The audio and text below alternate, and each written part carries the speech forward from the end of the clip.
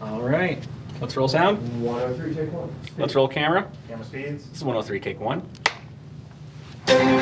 This industry is filled with challenge. Delta was the first airline to reach the 100-year mark. And that's a pretty incredible statement. We're honored to share that journey with you in our new documentary, A Century of Flight. You'll see the challenges it took to get here, and you'll see the resilience of our company, of our people. It's a film that personally means a lot to me. I'm so thrilled that you're taking the time to watch it today. So sit back, relax, and enjoy the story of how far we've come and where we're going next.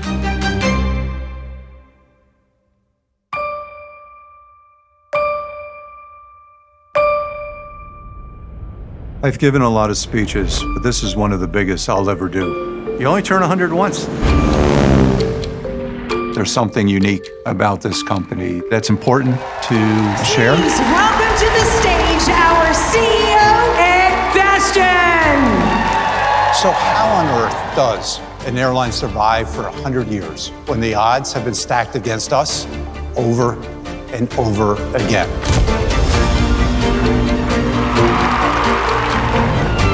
Well, to answer that, I want to tell you a little story.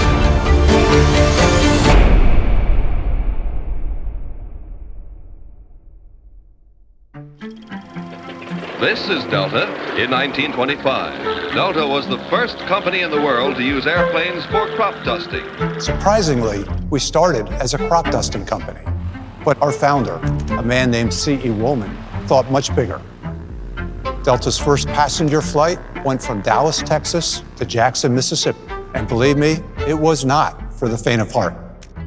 It was bumpy. It was loud. And that 427-mile trip took 5 hours. But the flight was successful. And soon Delta was not only serving farms on the ground, but it was flying travelers into the future. The airline industry is keenly competitive, and this is where the human factor enters. No one individual can create an airline. An airline is a team. That's awesome.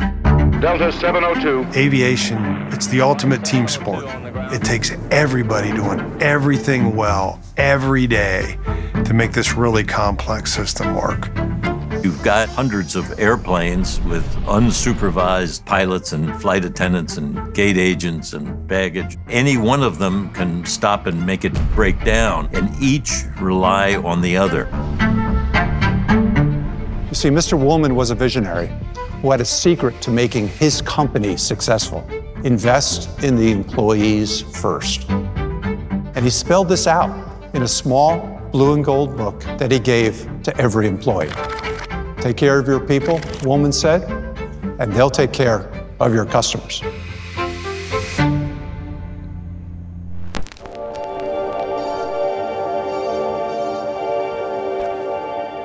I was getting out of college a semester early. And my grandmother, she says, well, have you heard anything about this Delta Airlines? She says, they're hiring stewardesses. When we graduated, we came over to Mr. Woolman's office, and he pinned our wings. And we were on our way. I did a commercial called The Professionals. There's something refreshing about a Delta stewardess. Besides being part chef and part wine steward, a Delta stewardess has to be part hostess, part guide, and an all-out professional. Oh, it was a very glamorous job. Are you kidding? People came on, they were all well-dressed. Everybody checked their luggage. We had the little pillbox hat like Jackie Kennedy, slim suit. It was a very elegant look. The jet age really opened up our world. It was truly life-changing. It pulled people together and gave people opportunities to go explore. We had that Convair 880. It took off like a rocket. It went straight up in the sky. One day, Elvis and Colonel Parker came on the airplane. And he said it was very difficult to get to Vegas. So I said, you ought to buy this airplane from Delta. I said, this is the sports car of the fleet. 4 months later, Elvis bought an 880 from Delta and flew it as his private jet.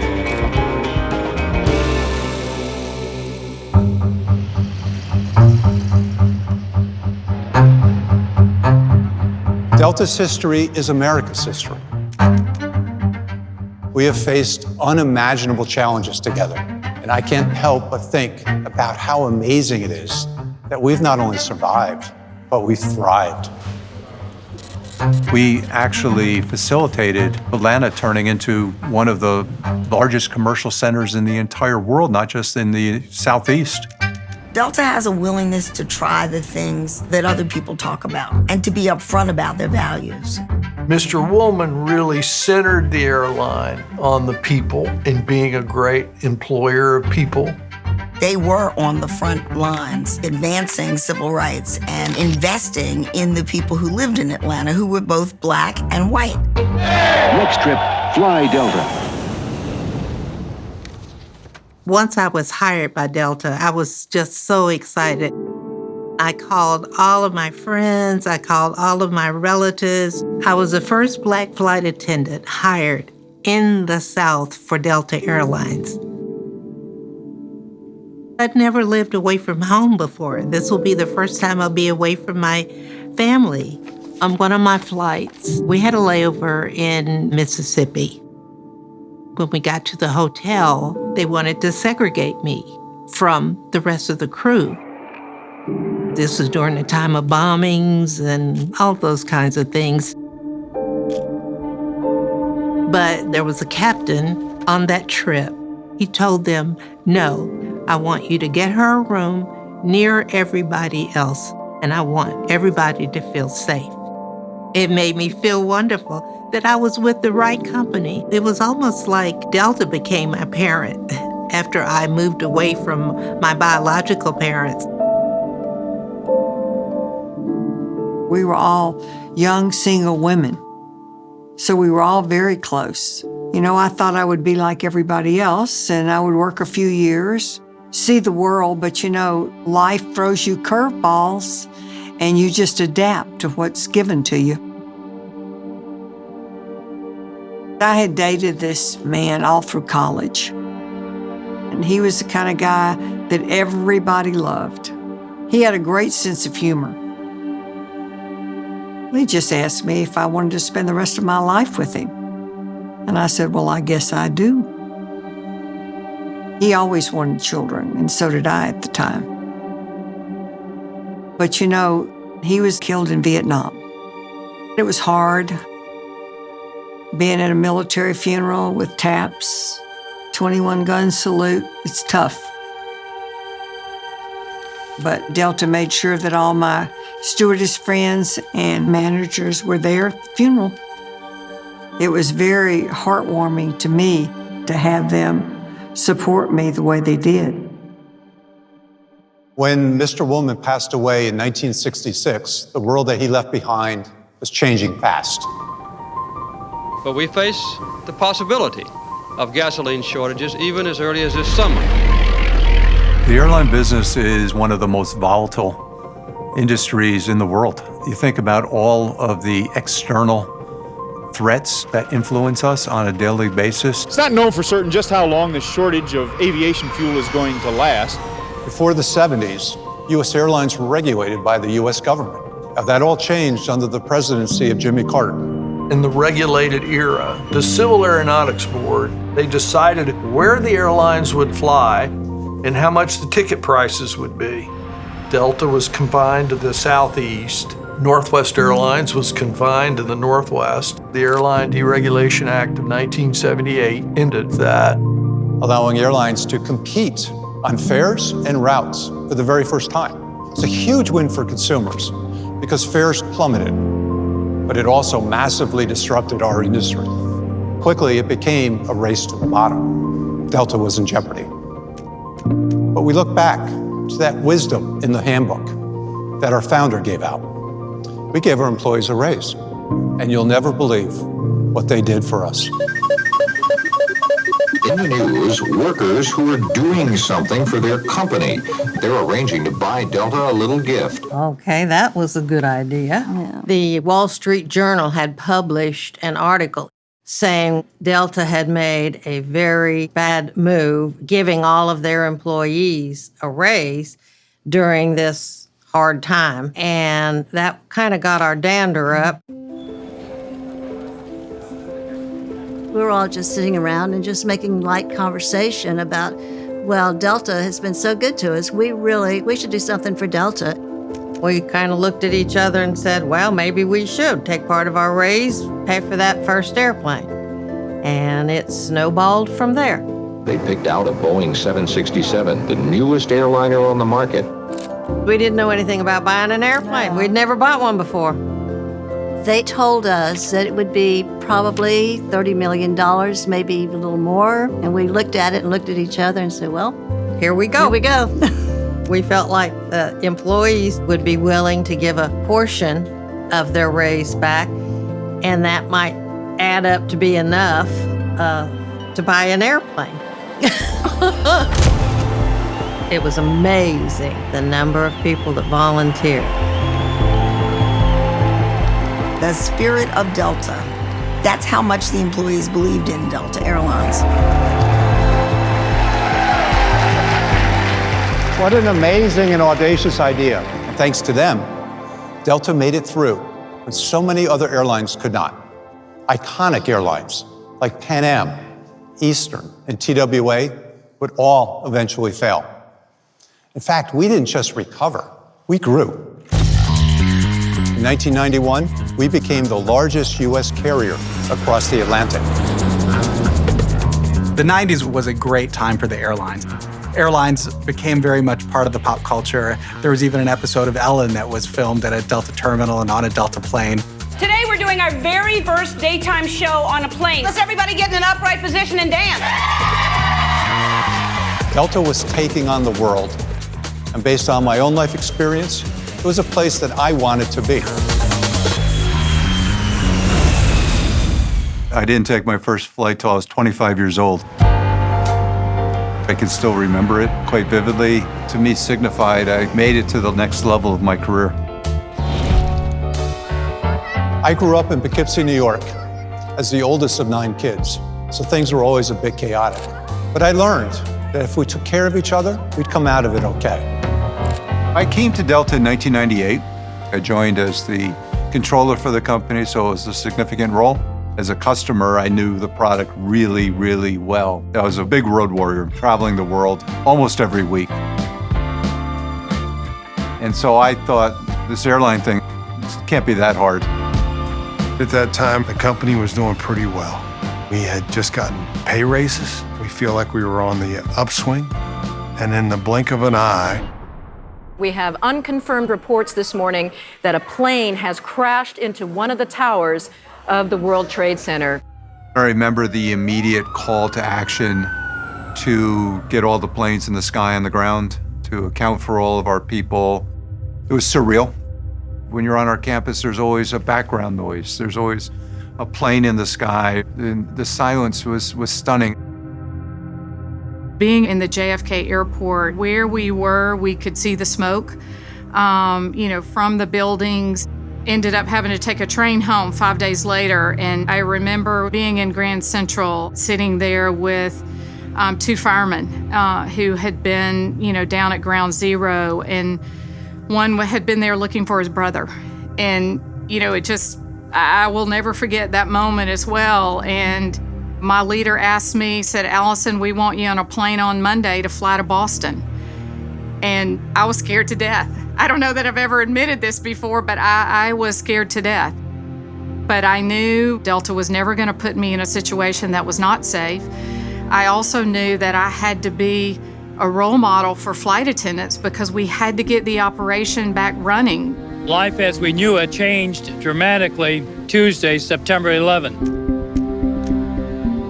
The entire U.S. airspace was closed for 4 days. That's something that has never happened before or since. That alone was an extraordinary event that almost put the entire industry into bankruptcy. Think at Delta, we furloughed 15,000 people within 2 weeks. Nothing can compare to what happened to the city of New York, our nation, and all those families on that tragic day. But it was also the beginning of one of the darkest times that the airline industry had ever been through. The information superhighway. The possibilities are limitless. You can gather and disseminate a world of information today. You've become a pro at booking travel plans online, but are you getting the best deal? You see, our business model was also being completely changed. Overnight, online travel sites sprung up everywhere, and airlines began another race to the bottom. Services were cut, our planes were dirty, and more importantly, our employees were suffering. The company was in a downward spiral. You'd write a check, and you had Delta checks with the Delta airplane. They'd make a joke at the cash register. Is this check gonna bounce? I worked for Delta, people knew that, but yet I couldn't pay everything on my own. I needed help, and to ask for help sometimes is the hardest thing to do. For the love of God, they sold the spirit of Delta and then leased it back. Who thinks that's a good idea? The Fly Delta Jet sign is iconic here in Atlanta. The sign broke. We could not even afford the light bulbs to get the sign fixed. Employees gave up hundreds of millions of dollars in compensation. And what did our management do with those savings? Well, I can tell you what they did not do. They did not invest in our people. I had a house. I just got married. My wife Julie and I had adopted 2 kids. All that went through my mind is all the airlines throughout history that have filed bankruptcy and not come back. I was disillusioned, and honestly, I was angry. So I made the hardest decision of my career. I left the company. It just was heartbreaking for me personally to make that decision. I felt the company had lost its way. And I got to a point of frustration that I said, I can't stay here any longer. As I was on my way out of Delta, my mentor was on his way back into the company. Jerry Grinstein, who isn't just my business hero, he's one of my life heroes. The board decided that it was time to make a change in management. And I was the only board member who had had extensive experience in the airline industry. Jerry represented a real return to the values and the culture that went back to Delta's very founding 100 years ago. My first retirement was in 1996. I didn't expect to be running a company again. So I just set my pay at the same pay as a pilot's pay. My wife had a mixed reaction, maybe like watching your mother-in-law drive your new Cadillac off a cliff. I knew at the very beginning that bankruptcy was a probability. We said in our first year, what we're going to get done is what we call SCOT, safe, clean, on time. We had Delta After Dark, which was when executives came in and cleaned aircraft. We wanted to send the message that we were shoulder to shoulder with the employees. The biggest challenge is getting 46,000 people up with a smile on their face every day to make the damn airline run. Delta had fallen in a ditch. Costs were the only thing that was important, and employees were unhappy because they knew what Delta could be, and they saw that that wasn't happening. We're all doing all we can down on the front line, but there's only so much you can do. You need somebody that can come up with a business strategy that's actually going to return us to profitability.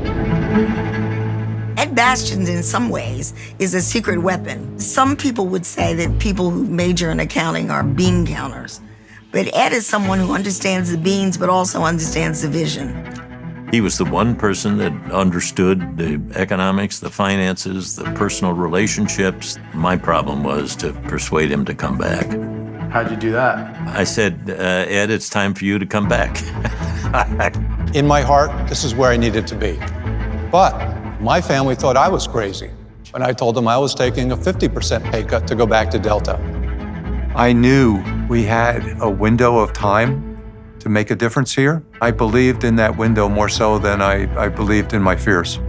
Delta, as has long been predicted and expected today, filed for Chapter 11 bankruptcy protection. When we filed for bankruptcy, I was the only Delta person in the courtroom. It was humbling to have to admit that you needed the court's protection, that our business failed. I mean, we were short of cash, we were running out of cash, and we had been written off. People were saying, could Delta be saved? Delta's been cored out. The end of Delta is near. We will either see a resurrection or the death and burial of an entire industry as we know it. I knew Delta had the chance to make another comeback if we could get our employees back on our side.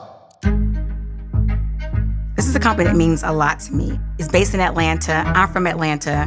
We're birthday twins. Delta started passenger service on June 17th. That's my birthday. I was so enamored with flying. My godmother, she would drive me to an area off of 285 where I could watch airplanes take off and land. And it would instantly calm me down. And now this stronghold that you had and this confidence was shaken. What am I gonna do if I don't have this job? In 2005, when we declared bankruptcy, the morale, all-time low. The trust was broken completely. The leaders were confident enough to say, we need your help. Give us ideas. What are you all thinking? What can we do differently? My phone rang. We want to know if you'd be interested in being one of the facilitators of the Velvet Rope Tour. And I'm like, no, absolutely not. So we said at the beginning, you have to first acknowledge there's been some missteps. Delta would bring in our front line to understand what's really going on in the business and take responsibility. They found a venue, the old Macy's building. That place was a dump. It was freezing cold. It had a smell, and it wasn't a good one. We get the first group in, and we're positive, and they did not want to be there. They were pissed off. Happy cheerleading, happy clappy, yay all day stuff. I didn't want any part of that. The cold you felt in that building because of the temperature was nothing from the shudder you felt from those flight attendants. Dude, you're already working me like a dog. You cut my pay, all my friends are gone, everything's busted. You sit here and tell me to be positive, I gotta be here for this. This is a bunch of bullshit. In tech ops, this is a hug, right? This means I'm listening, go ahead. And so we get rolling. We wanted people to come in and say, this is not your mama's Delta anymore. Let's be adults. We're gonna have a party. We rolled out the sushi and the alcohol and all the other hors d'oeuvres, and there was dancing and music. Yeah, that was fun. But what was really powerful was the employees dealing directly, asking the very toughest questions to our executive leaders, and they would just answer them honestly, one right after the next. They didn't sugarcoat anything. Standing up there in the middle of bankruptcy saying, here's what our financials look like, but here's how we're gonna get to the other side, that was a game changer. One of the most impactful thing for me is when Ed Bastian said to our employees, we failed you. And he apologized, which was just such a rare thing for a senior leader to do. That authenticity, that vulnerability sparked a nerve with our people. And our people understood that we didn't have a second choice. It set the stage of we are in this together. And this place is worth it. The same people that a day and a half before was calling me everything but with my mother naming me, right? By the time they're on the bus leaving, they're clapping and waving. It worked. You spend all day with the yeah all day crowd, that starts rubbing off on you. My wife, after a couple months, she's like, Bill, you're just adorable to be around. That's why Velvet still exists today. And now people want to go. It's like a Taylor Swift ticket. It made us realize that we're better together.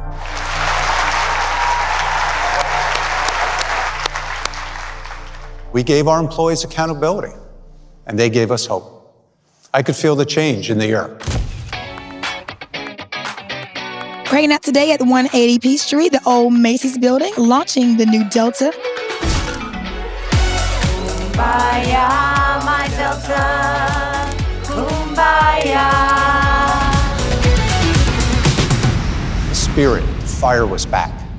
And it was just in time, because we were about to be blindsided by something we never saw coming.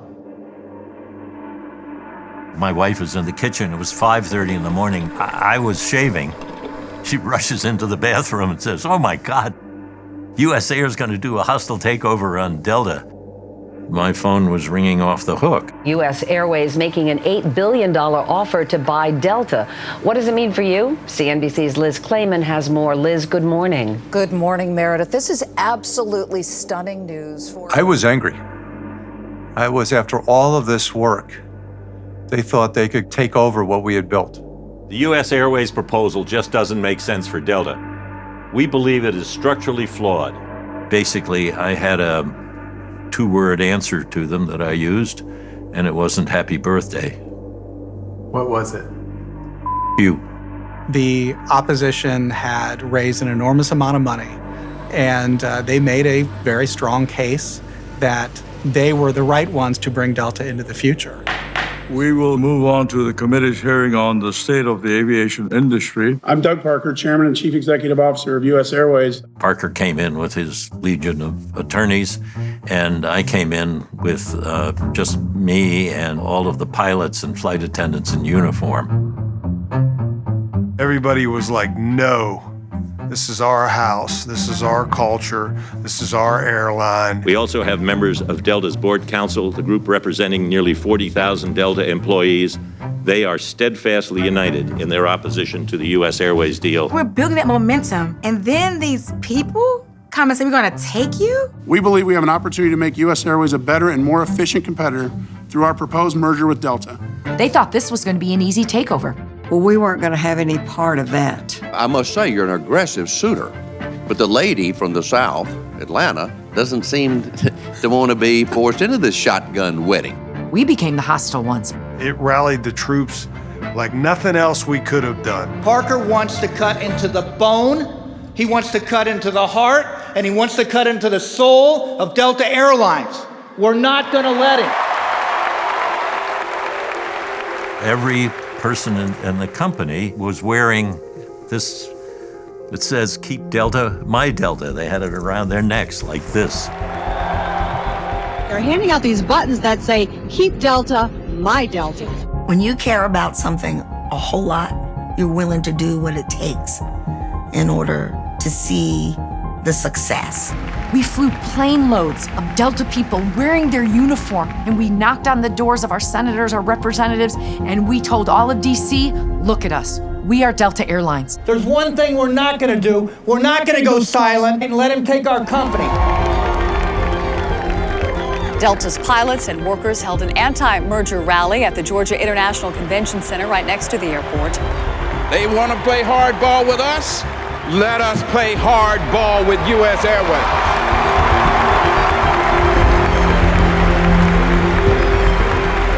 The pilots, the flight attendants, the ground agents, everybody banded together and made it known that this company was not for sale, and certainly not for sale to U.S. Airways. If not for that rallying cry, absolutely Delta would not be here today. U.S. Airways today withdrawing its offer. The Wall Street community had declared us dead, and I can't tell you how proud I am of each one of you that we can go back with our heads high and said we did it. Thousands of Delta people gathered at the airport at dusk. And as the sun went down, for the first time in years, we relit the Fly Delta Jet sign.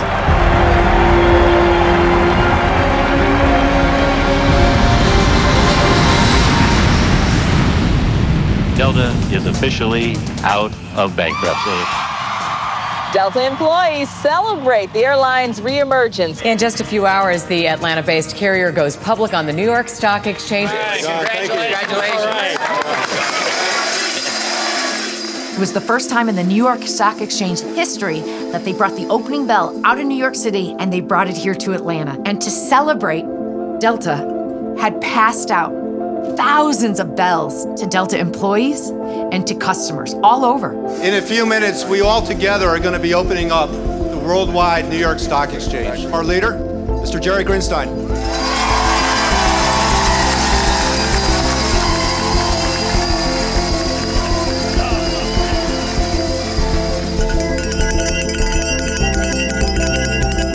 sound those bells, I cried because you want to know that everything you're doing is really going to work. It was all worth it. I think it makes you emotional because it could have went the other way, and it didn't. By the way, Jerry Grinstein, after leading Delta out of bankruptcy, is now planning his retirement, he hopes, in a couple of months. They were going to run me over to the plane to take me back to Seattle, and somebody had tipped people off.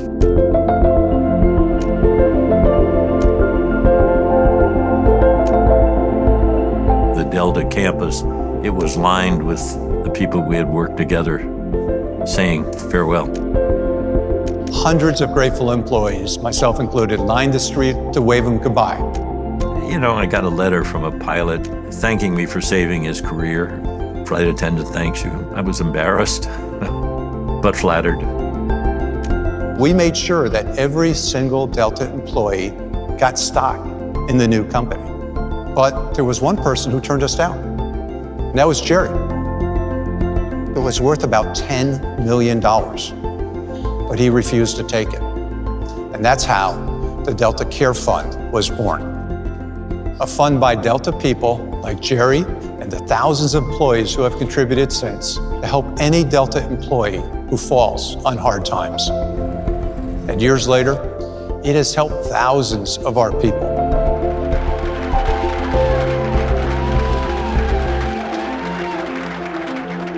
Now raise your hand if you benefited or someone you know has been benefited, or even if you've contributed to the fund. Jerry's had an impact on all of you.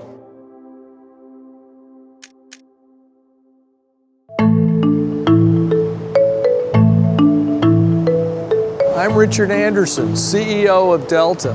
On behalf of the 80,000 professional women and men of Delta Airlines, welcome aboard. When I first got to Delta, we didn't have a lot. You couldn't win in the aviation industry with just an Atlanta hub, a small Salt Lake City hub, an unprofitable Cincinnati hub. We had to acquire an airline. Delta Airlines closed on rival Northwest Airlines, a $2.6 billion deal that creates the world's biggest airline. We laid out our principles that we would not do what Doug Parker did, which is a hostile takeover. If the other party wasn't consensual, we weren't going to do it. The most important thing is to have a strong underlying business. And really, that's what this merger is about.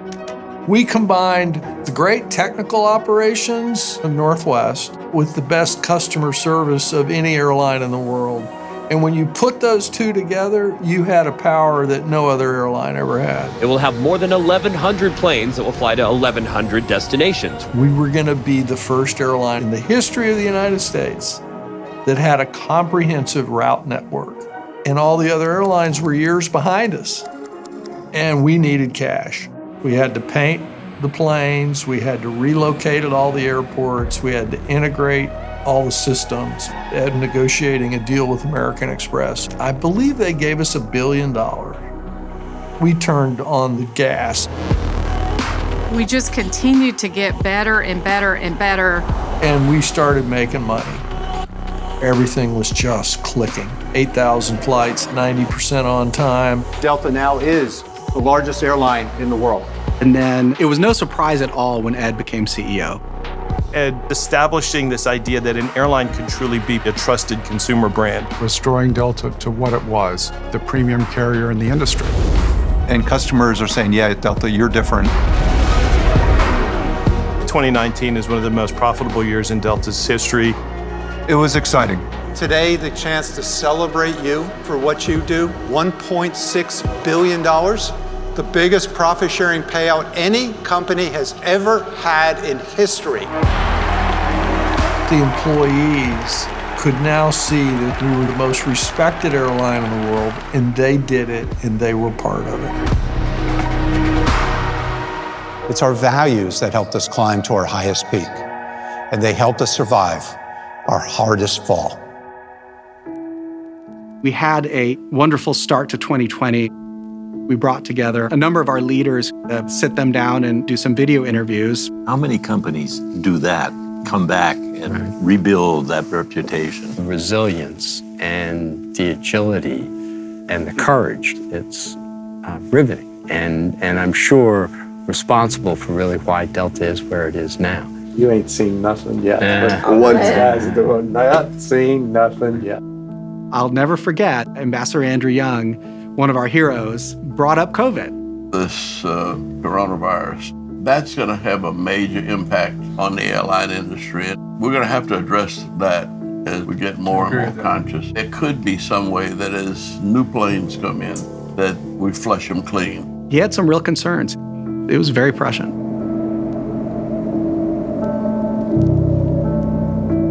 Imagine how it would feel to go through 9/11, Chapter 11, and to think you're at the finish line, only to realize you're at the starting point of something that is going to be even exponentially more demanding. In the past 2 weeks, the number of cases of COVID-19 outside China has increased 13-fold.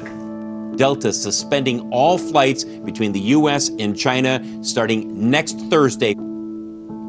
We're operating right now at less than 5% of a normal passenger load. None of Delta's previous struggles could compare to a global pandemic, but I knew that we would survive, knowing the character and the courage of all of you. Our people really rallied. It was a clear mission for us. We've got people and customers 35,000 feet up who want to know they're safe. I think there was 75 people in our department and 53 of them volunteered to go on the road because we want to see our company succeed. It's our company. Ed runs it, but it's still our company. They converted the flight museum into a makeshift call center. I just couldn't imagine leaving my Delta family to take those calls on their own. You've turned around and said, if you're not wearing a mask, we're not taking off. That's correct. The wounds you get today are the scars you'll be proudly showing off 5 years from now. That you dealt this way with your people and your customers in the hardest of times. It is going to ground the values of the company. The whole block of the middle seats was a hard decision, but it was the right decision. It's about putting people over profits. There's one flight that really stands out to me. I hadn't seen a flight this full in quite some time. About 157 nurses and doctors traveling to assist our overwhelmed hospitals and emergency rooms in New York City. It wasn't until I started transporting those essential workers around the country that I truly felt like I was an essential worker. Delta stepped up to run one of the 4 mega vaccine sites in Georgia. We were vaccinating close to 5,000 people a day. 2.5 million Americans expected to hit the skies. The simple reason: more vaccinations, more travel. We did everything to protect our company. Delta is our baby, and we took care of our baby. It made me proud that we're a business that puts heart first and puts heart in front of dollar. And thanks to your sacrifices, we did not have to lay off one single person due to the pandemic.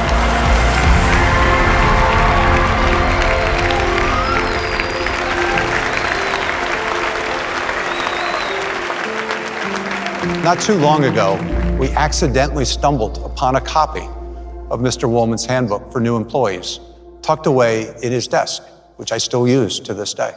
It's all in this book. On the very first page, it talks about the Delta difference. And then, as it is now, that difference is our people.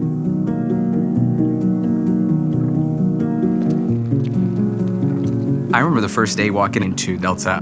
It was the same overwhelming feeling actually first coming to the US. Like it was starting new. When we came to the United States, the first year I was actually bullied because I was Muslim. I was constantly made fun of. They would just push and shove me during gym time in the locker room and call me a terrorist. Yeah, I mean, it was traumatic. You know, it happened for a very long time.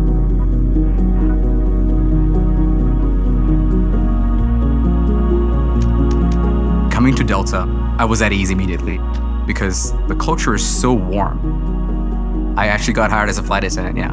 It was kind of like a risky move for me to leave the medical school world to go to the aviation world, but I said I'll give it 1 year. And My second week on the job, I woke up in Amsterdam going, there's no way I can leave this company or this lifestyle. I instantly picked up the phone, called my parents, and said, I'm not going back to medical school. You know, when the first Ramadan had hit, I actually had coworkers who tell me, hey, can we fast with you? Can you tell us how to do it? Because they would not want to eat without me. At that point, I felt like, okay, I found where I belong. When my application to become an American got approved, there was the naturalization ceremony that came up. I remember asking my interviewer, how do I dress up for it? And he was like, wear something that defines you. I decided to wear my flight attendant uniform because this is truly what defines me.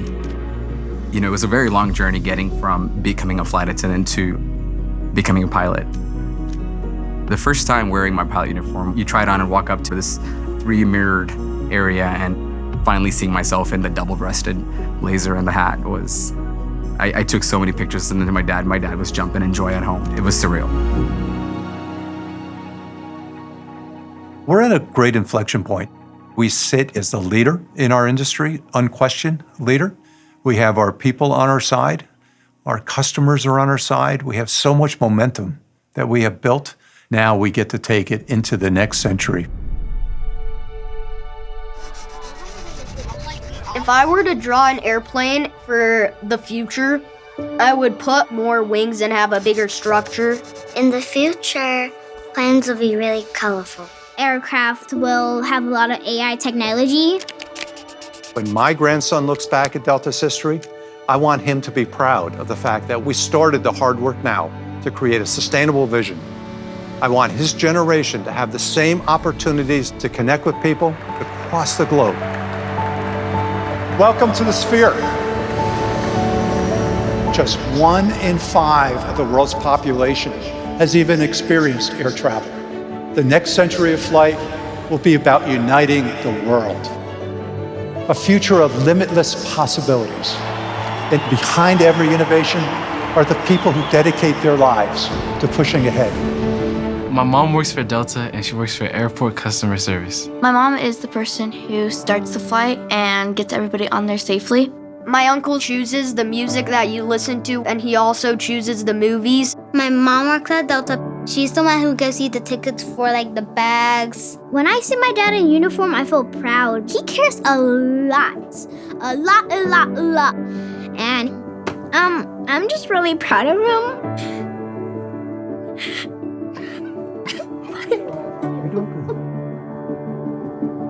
Dylan's an awesome kid. He's my only nephew. I just want him to respect people and be a good human. I don't think you can be that person unless you can understand people. And Delta offers him the ability to open his world. You know, from Delta's beginnings through 9/11, through bankruptcy, through fighting off the hostile takeover, through being relisted, what is the lesson? The beautiful thing of what we do every day is you show up, you punch in, you put on your hard hat, and you go to work with whatever it is the world puts in front of us that day.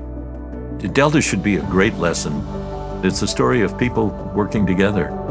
We are unstoppable. You give us a cause, you give us a reason to really fight, you cannot beat Delta on any day of the week. My son, Sean, graduated college like 3 weeks ago. He's the first Smith ever. That's the opportunity that Delta Airlines provides. A burning flame of service commitment to people and communities and customers. That flame is the essence of what Delta is.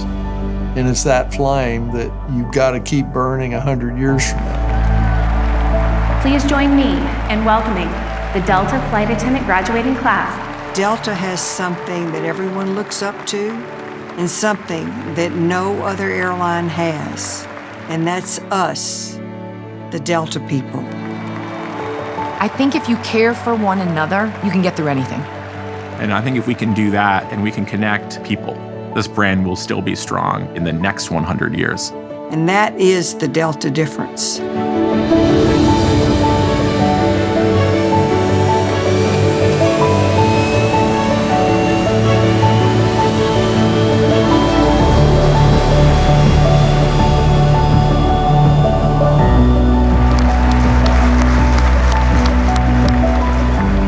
being part of Delta has been the greatest honor of my career. And I want to thank you all for the privilege of sharing this with all of you. Thank you.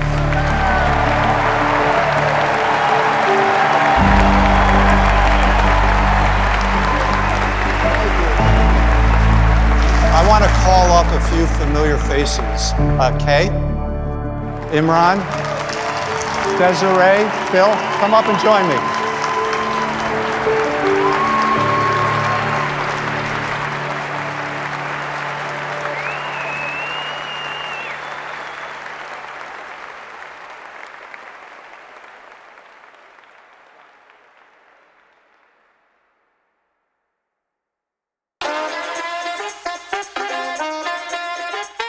Ed's making a good decision by having this recorded because memories get dimmer.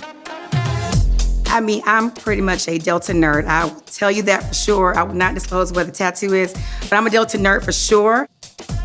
Everybody's surprised that you're still working when they know that you've been here for 58 years, even passengers. And a lot of times I say, well, if I weren't here, I wouldn't have met you. You can't help but think of it as anything but family. I have incredible excitement and enthusiasm, so staying calm was a problem. Delta has always had that hold my beer confidence. You know, like whatever you want to do, people say, you can't do that. Hold our beer, we'll do that. The future's only brighter. We're going to continue to keep climbing. Is that it? We got to be out of time.